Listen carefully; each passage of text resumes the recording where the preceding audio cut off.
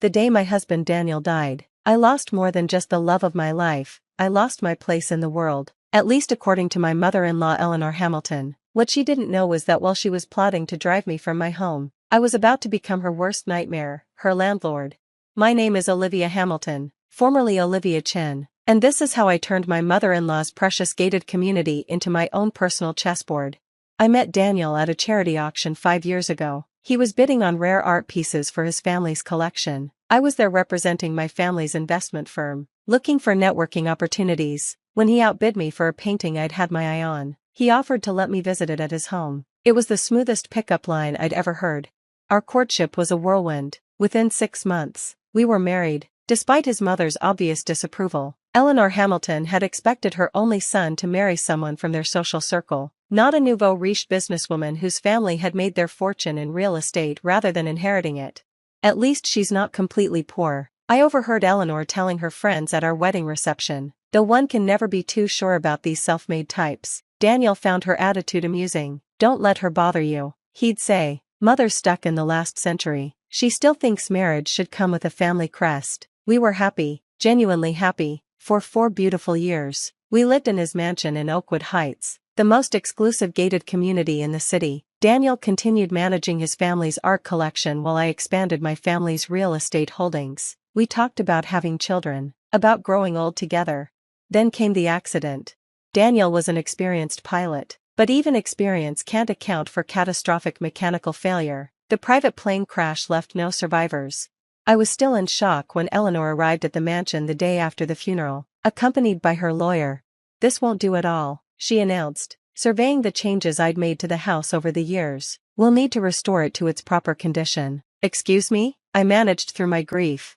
Oh, dear, she said with false sympathy. Surely you don't expect to stay here. This is a Hamilton family home. It's been in our family for generations. I'm a Hamilton now, I reminded her, and Daniel left everything to me. Her smile turned cold. About that, there seems to be some confusion about the will. Some documents have surfaced that might change things. The lawyer stepped forward with a folder. These papers indicate that the house was never actually transferred to Daniel's personal ownership. It remains Hamilton family property, under the control of the family trust. Mrs. Eleanor Hamilton, as trustee, has the authority to determine its occupancy. I recognized the game immediately. Having failed to prevent our marriage, Eleanor was trying to erase me from their family history. She wanted me gone, out of their precious house, out of their exclusive neighborhood. What she didn't know was that I'd learned about power plays at my father's knee. While she was plotting with lawyers, I was already 3 moves ahead. I'll need time to review these documents with my own lawyer, I said calmly. Of course, Eleanor smiled. Take all the time you need, until the end of the month. After they left, I made 2 calls. The first was to my father. Dad, remember how you always said Oakwood Heights would be a good investment? I think it's time. The second was to my lawyer, who confirmed what I already suspected. Eleanor's documents were legally questionable at best, but fighting them would be messy, public, and exactly what she wanted. I had a better idea. Over the next week, while Eleanor was busy spreading rumors about my imminent eviction among the neighbors, I put my plan into motion. My father's company, Chen Investment Group, began quietly approaching homeowners in Oakwood Heights with offers they couldn't refuse. The beauty of old money neighborhoods? Many residents are actually cash poor, land rich, and desperate for liquidity. By the end of the 2nd week, we had purchased 6 properties. By the end of the 3rd week, that number had risen to 15. Eleanor was so focused on pushing me out of Daniel's mansion that she never noticed her precious neighborhood was being bought out from under her, one multi-million-dollar property at a time. The day before her deadline for me to leave, I received the call I'd been waiting for. It's done, my father said. We now own 90% of Oakwood Heights, every property except the Hamilton mansion. I smiled, thinking of Eleanor's face when she realized what I'd done. Perfect. Time for phase 2. The first sign that something was wrong came when Eleanor tried to call an emergency meeting of the Oakwood Heights Homeowners Association. She'd been president for 15 years, ruling over the community with an iron fist and arbitrary rules about everything from grass height to acceptable shades of beige for exterior paint. She was in for a surprise. I'm sorry, Mrs. Hamilton, the association's secretary informed her, but the meeting has already been called by the new majority property owner. Eleanor arrived at the community center to find me sitting at the head of the table, in her usual seat. What is the meaning of this? she demanded.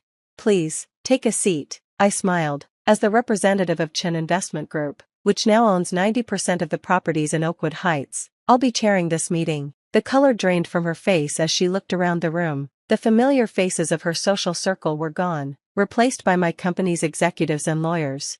This is impossible, she whispered.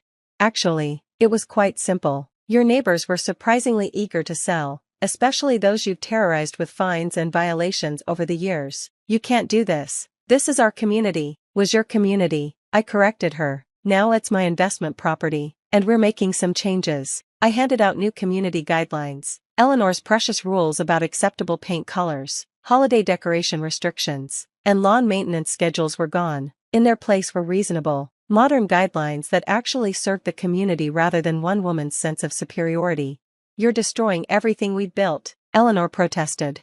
No, I'm fixing what you broke. Did you know that half your neighbors were one HOA fine away from financial disaster? That your arbitrary rules were making people miserable? She sank into a chair, finally beginning to understand the magnitude of what had happened.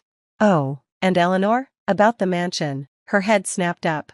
I had my lawyers review those documents you presented. Interesting thing about fraud, it's not just civil, it's criminal. Would you like to explain why Daniel's signature on those trust documents is dated 3 months after his death? The room went silent. Eleanor's lawyer, who had been quietly sweating in the corner, stood up. Mrs. Hamilton, I advise you not to respond to any questions at this time. Wise advice. I agreed, though a bit late. The forensic document examiners have already confirmed the forgery. I'm sure the district attorney will be very interested in their findings. What do you want? Eleanor asked, her voice barely a whisper.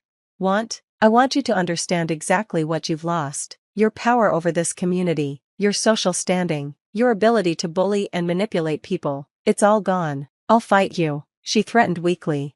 With what? The money you spent on forged documents? The influence you had over neighbors who no longer live here? Face it, Eleanor, you're now living in the only house in Oakwood Heights that you don't control. I stood up, smoothing my dress. Oh, and about those community guidelines? Your house's paint is no longer an approved color. You have 30 days to repaint. I'm thinking perhaps, hot pink? Eleanor's face turned almost purple. You wouldn't dare. Actually, as HOA president, I would. Consider it your first violation, 3 violations, and we can put a lien on your property. I learned that from reading your old rules. As Eleanor stormed out, one of my executives leaned over. Isn't this a bit petty? Petty? I smiled. This is just the beginning. Eleanor spent years making people feel small and unwelcome in their own homes. Now she's going to learn exactly how that feels. Over the next month, Eleanor received violation notices for everything from her mailbox height to her garden gnomes. Each fine came with a personal note, just enforcing the standards you created. But the real stroke of genius came when I started renovating the surrounding properties. Modern designs, vibrant colors, and Eleanor's worst nightmare, affordable housing units that would bring new money into her precious enclave. You're ruining the neighborhood's character, she screamed during one particularly heated confrontation.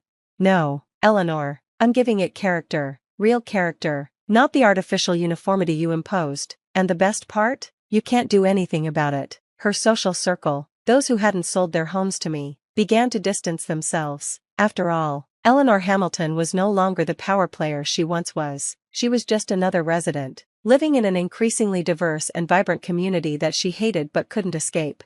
Phase 2 was complete. Her power was gone, her influence shattered, and her precious community was transforming around her. But I wasn't done yet, not even close. The real breaking point for Eleanor came when I announced the renovation of the community center into a public arts space, dedicated to Daniel's memory. The Daniel Hamilton Memorial Arts Center will be open to the public, I announced at the groundbreaking ceremony, featuring rotating exhibitions of emerging artists, free art classes for local children, and community events. Eleanor, who had been forced to attend as the only remaining original resident, looked like she'd swallowed poison. Daniel would have hated this, she hissed during the reception, opening our exclusive community to everyone. I turned to face her, keeping my voice low but firm. Daniel was the one who suggested it. Actually, 3 months before the accident, we discussed turning the community center into an arts space. He said Oakwood Heights needed more life, more diversity, more art. You're lying, am I? I pulled out my phone and played a video, Daniel and me, sitting in our garden, discussing plans for the community, His enthusiasm was obvious as he talked about making art accessible to everyone, not just collectors like his family. Eleanor watched, tears forming in her eyes. For the first time, I saw something crack in her perfect facade. I never knew he wanted this, she whispered. There's a lot about Daniel you never knew. You were so busy protecting your idea of who he should be, you never saw who he really was. The arts center was just the beginning. I began implementing all the changes Daniel and I had dreamed about. The tennis courts were converted into a public garden. The exclusive clubhouse became a community education center. The gates that had kept the world out were replaced with beautiful archways welcoming people in. Each change was like a personal attack on Eleanor's worldview, but it was also a testament to who Daniel had really been, someone who wanted to use his privilege to help others, not exclude them. One morning, 6 months after the arts center opened, Eleanor appeared at my door. I want to show you something, she said, holding out a box of old photographs. Inside were pictures of Daniel as a child, playing in the mansion's garden, taking art lessons, beaming with pride at his first painting exhibition. He always loved art, Eleanor said softly, not just collecting it like his father and I did, but creating it, sharing it. I thought he'd outgrow it, become more practical, but he never did, I finished for her. No, he just learned to hide that part of himself from me. She looked up, her eyes wet. I did that, didn't I? Made him feel he couldn't be himself? It was the first real moment of self-awareness I'd ever seen from Eleanor Hamilton. It's not too late, I said carefully. The arts center needs volunteers for the children's programs. She looked startled. You'd let me, after everything I did? Daniel would have wanted you involved. He never stopped hoping you'd understand what really mattered. 2 weeks later, Eleanor taught her first art class to a group of wide-eyed 8-year-olds. I watched from the doorway as she helped them mix colors and hold brushes properly, sharing the knowledge she'd once reserved for only the right kind of people. The final phase of my revenge wasn't what anyone expected, not even me. Instead of destroying Eleanor completely, I forced her to confront who she was and who she could be. The woman who had tried to evict me was slowly being replaced by someone who actually contributed to the community.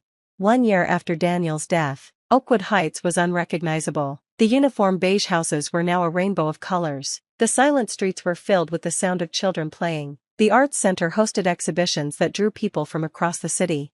Eleanor still lives in her mansion, but she's no longer trapped by it. She's transformed it into an art school for underprivileged children, using her expertise in fine arts to nurture new talent. Daniel would have loved this, she told me recently, watching a young girl complete her first painting.